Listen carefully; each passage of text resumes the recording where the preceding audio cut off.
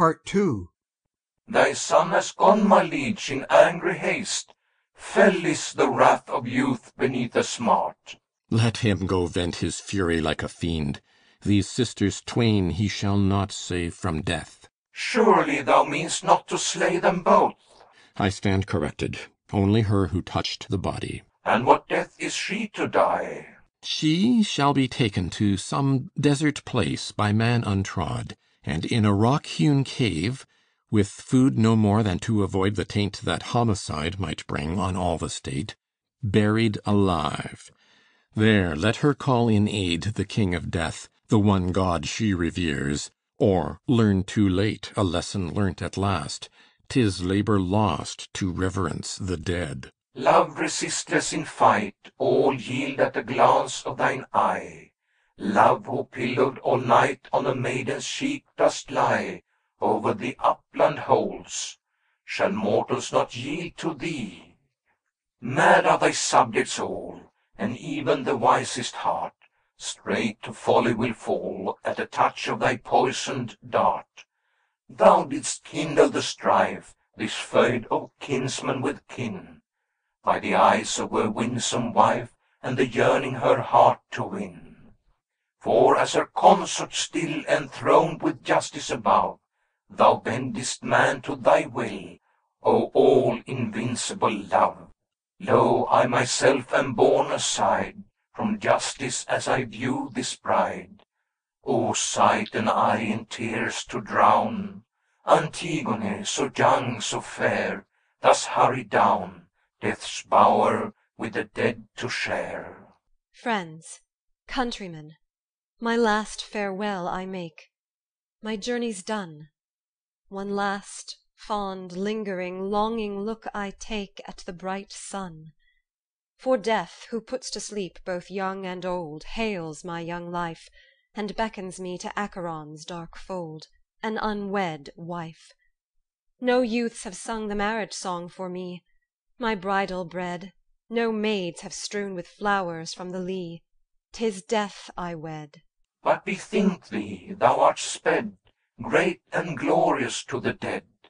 Thou the sword's edge hast not tasted, no disease thy frame hath wasted. Freely thou alone shalt go, living to the dead below. Nay, but the piteous tale I've heard men tell of Tantalus' doomed child, chained upon Syphilis' high rocky fell, that clung like ivy wild, drenched by the pelting rain and whirling snow, left there to pine, while on her frozen breast the tears aye flow. Her fate is mine. She was sprung of gods divine, mortals we of mortal line, like renown with gods to gain, recompenses all thy pain. Take this solace to thy tomb, hers in life and death thy doom. Alack, alack, ye mock me. Is it meet thus to insult me living to my face? Cease, by our country's altars I entreat, ye lordly rulers of a lordly race. O fount of Dirce, wood-embowered plain, where Theban chariots to victory speed, mark ye the cruel laws that now have wrought my bane, the friends who show no pity in my need. Was ever fate like mine? O monstrous doom, within a rock-built prison sepulchred, to fade and wither in a living tomb, and alien midst the living and the dead. In thy boldness overrash, madly thou thy foot didst dash, 'gainst high justice' altars dare. Thou a father's guilt dost bear. At this thou touchest my most poignant pain, my ill-starred father's piteous disgrace, the taint of blood, the hereditary stain that clings to all of Labdacus' famed race. Woe worth the monstrous marriage bed where lay a mother with the son her womb had borne. Therein I was conceived. Woe worth the day, fruit of incestuous sheets, a maid forlorn. And now I pass, accursed and unwed, to meet them as an alien there below. And thee, O brother, in marriage ill bestead, 'twas thy dead hand that dealt me this death blow. Religion has her chains, 'tis true. Let right be paid when rights are due. Yet is it ill to disobey the powers who hold by might the sway. Thou hast withstood authority, a self-willed rebel, thou must die. Unwept, unwed, unfriended, hence I go. No longer may I see the day's bright eye, not one friend left to share my bitter woe, and o'er my ashes heave one passing sigh. If wail and lamentation aught availed to stave off death, I trow they'd never end. Away with her, and having walled her up in a rock-vaulted tomb, as I ordained, leave her alone, at liberty to die, or, if she choose, to live in solitude, the tomb her dwelling. We, in either case, are guiltless as concerns this maiden's blood, only on earth no lodging shall she find. O grave, O bridal bower, O prison house hewn from the rock, my everlasting home, whither I go to join the mighty host of kinsfolk, Persephassa's guests long dead, the last of all more miserable, I pass, my destined span of years cut short.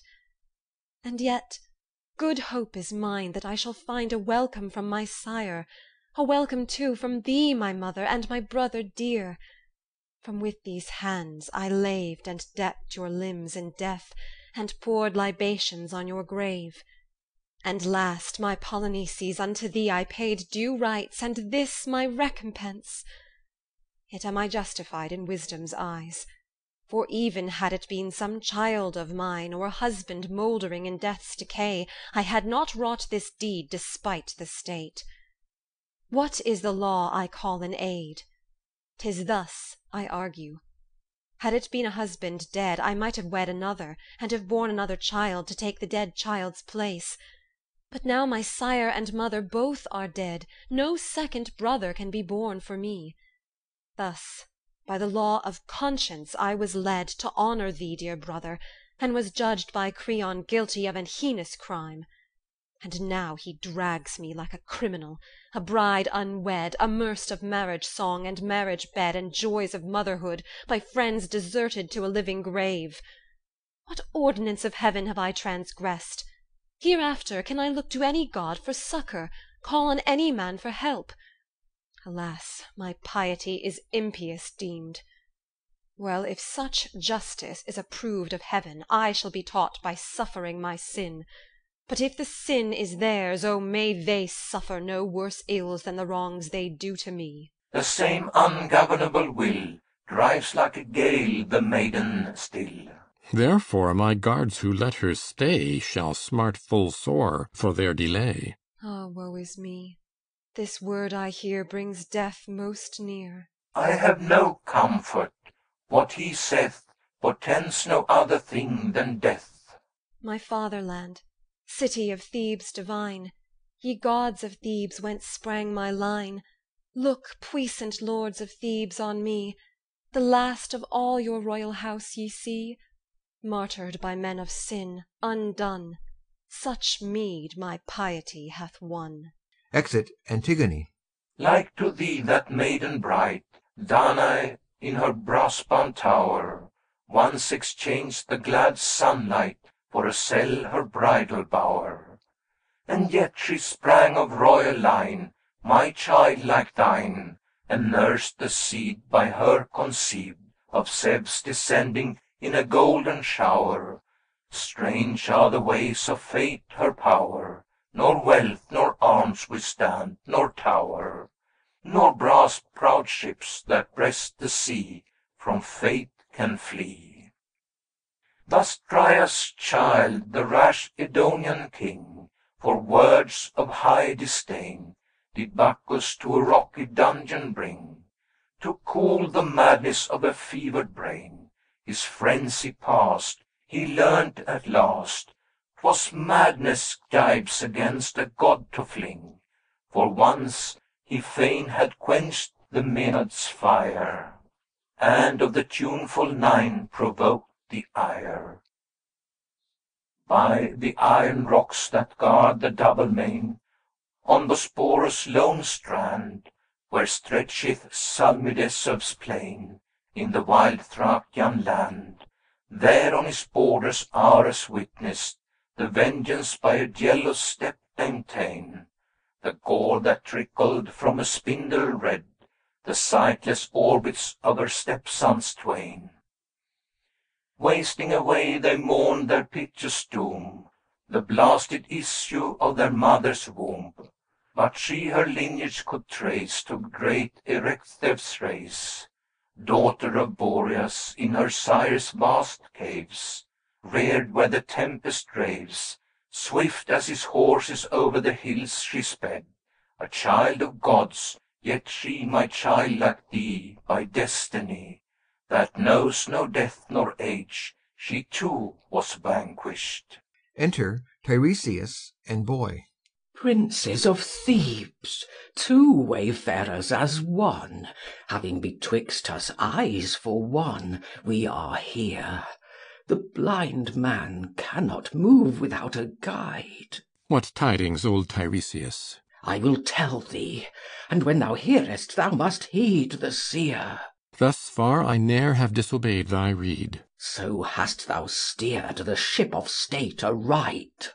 I know it, and I gladly own my debt. Bethink thee that thou treadest once again the razor edge of peril. What is this?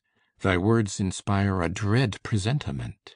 The divination of my arts shall tell. Sitting upon my throne of augury, as is my wont, where every fowl of heaven find harbourage, upon mine ears was borne a jargon strange of twitterings, hoots, and screams. So knew I that each bird at the other tear with bloody talons, for the whir of wings could signify nought else. Perturbed in soul, I straight essayed the sacrifice by fire on blazing altars, but the god of fire came not in flame, and from the thigh bones dripped and sputtered in the ashes a foul ooze. Gall bladders cracked and spurted up, the fat melted and fell and left the thigh bones bare. Such are the signs, taught by this lad, I read. As I guide others, so the boy guides me. The frustrate signs of oracles grown dumb. O king, thy wilful temper ails the state, for all our shrines and altars are profaned by what has filled the maw of dogs and crows, the flesh of Oedipus' unburied son. Therefore the angry gods abominate our litanies and our burnt offerings. Therefore no birds trill out a happy note, gorged with the carnival of human gore. Oh, ponder this, my son. To err is common to all men, but the man who having erred hugs not his errors, but repents and seeks the cure, is not a wastrel nor unwise. No fool the sore goes, like the obstinate fool. Let death disarm thy vengeance, O forbear to vex the dead. What glory wilt thou win by slaying twice the slain? I mean thee well, counsels most welcome, if I promise gain. Old man, ye all let fly at me your shafts like archers at a target. Yea, ye set your soothsayer on me. Peddlers are ye all, and I the merchandise ye buy and sell. Go to and make your profit where ye will. Silver of Sardis change for gold of Ind. Ye will not purchase this man's burial. Not though the winged ministers of Zeus should bear him in their talons to his throne. Not e'en in awe of prodigy so dire would I permit his burial, for I know no human soilure can assail the gods. This too I know, Tiresias, Dire's the fall of craft and cunning, when it tries to gloss foul treachery with fair words for filthy gain. Alas! Doth any know and lay to heart? Is this the prelude to some hackneyed saw? How far good counsel is the best of goods? True, as unwisdom is the worst of ills. Thou art infected with that ill thyself.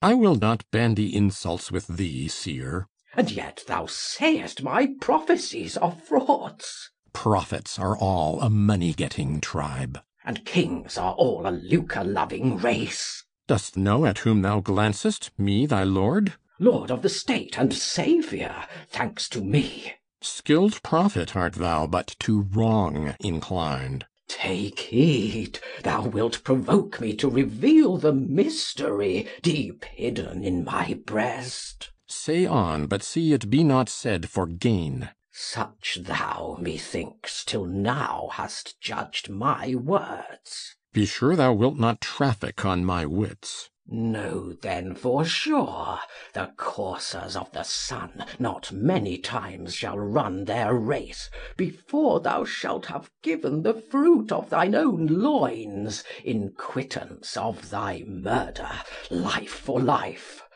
For that thou hast entombed a living soul, and sent below a denizen of earth, and wronged the nether gods by leaving here a corpse unlaved, unwept, unsepulchred. Herein thou hast no part, nor in the gods